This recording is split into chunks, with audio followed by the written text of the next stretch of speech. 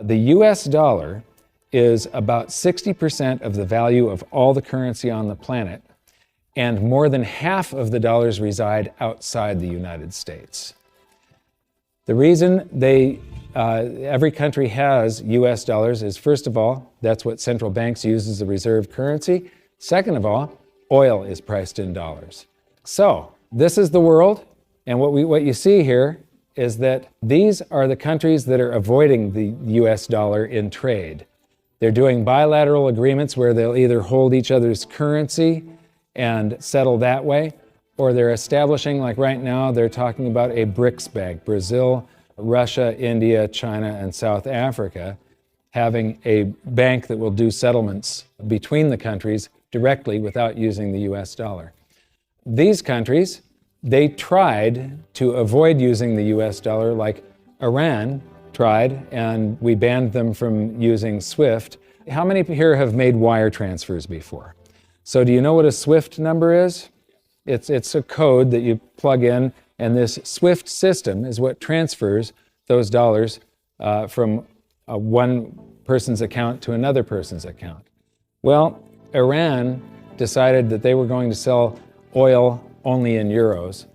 They got banned from SWIFT. But there's countries right now coming up with a replacement for SWIFT, and it doesn't use the dollar. It's the Sukra system. And Iraq started selling oil for euros. In Libya, they were talking about creating the gold dinar and selling oil for gold. So those are the countries that are trying to use something other than the dollar. And then you've got physical gold accumulation. I'll show you later that China is accumulating an immense amount of gold, but all the countries with an up arrow, that's gold accumulation. Then we have gold repatriation. Germany has been asking for their gold back, and they're getting it. Venezuela has repatriated their gold from the Bank of England. And then if we put this on a timeline, here's the nails in the coffin for the dollar standard. This is my evidence that I think is proof that the death of the dollar is coming, and it's coming shortly. Nixon ended Bretton Woods, and we went on the dollar standard. Then the first nail in the coffin is Iraq sells oil in euros. The crisis of 2008, and we added 1.25 trillion to our base money in the United States. As we add to the base currency, people get worried about inflation. They start rushing toward gold and silver.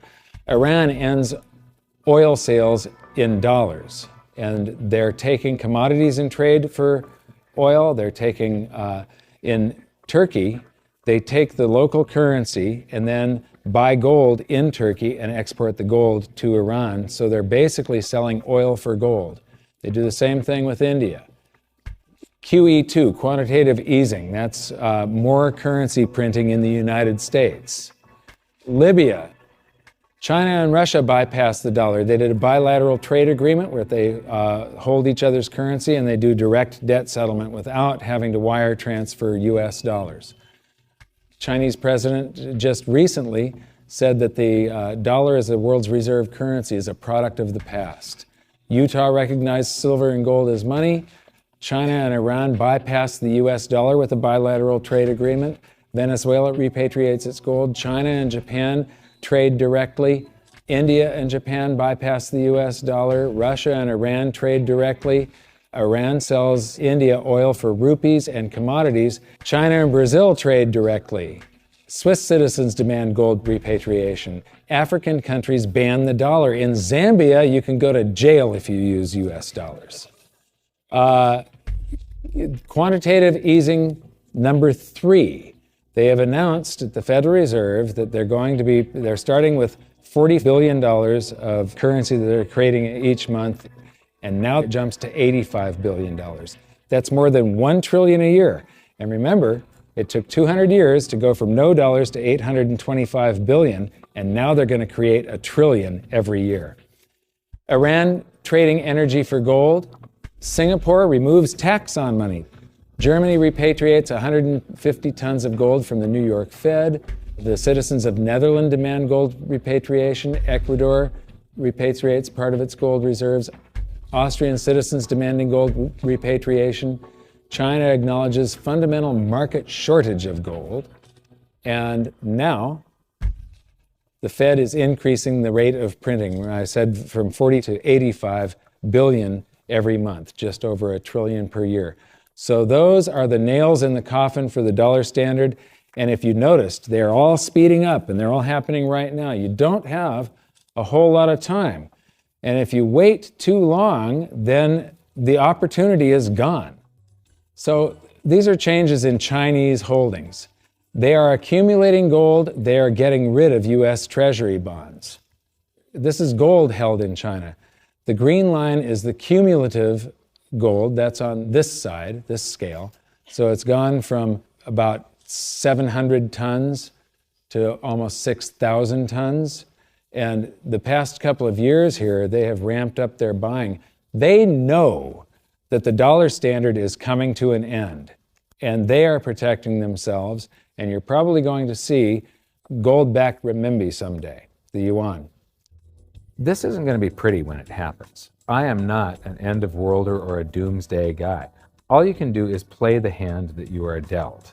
If we go to a new monetary system, and I think it's absolutely inevitable, there's just too much energy built up in this one that has to release. It has to come crashing down somehow. When that happens, there's an enormous wealth transfer for people that are on one side of the bet or another. And people don't realize that whether they think they are making a bet or not, they are making the bet. They are involved. This wealth transfer affects everybody, whether you want to participate or not. If you're holding paper assets and paper currencies, you have bet one direction. If you're holding gold and physical assets, you've bet the opposite direction. Thanks for watching, but this is by no means the whole story. If you want the full story, including my free online-only chapters and companion videos, there's a wealth of information at ggsr21.com. Thanks.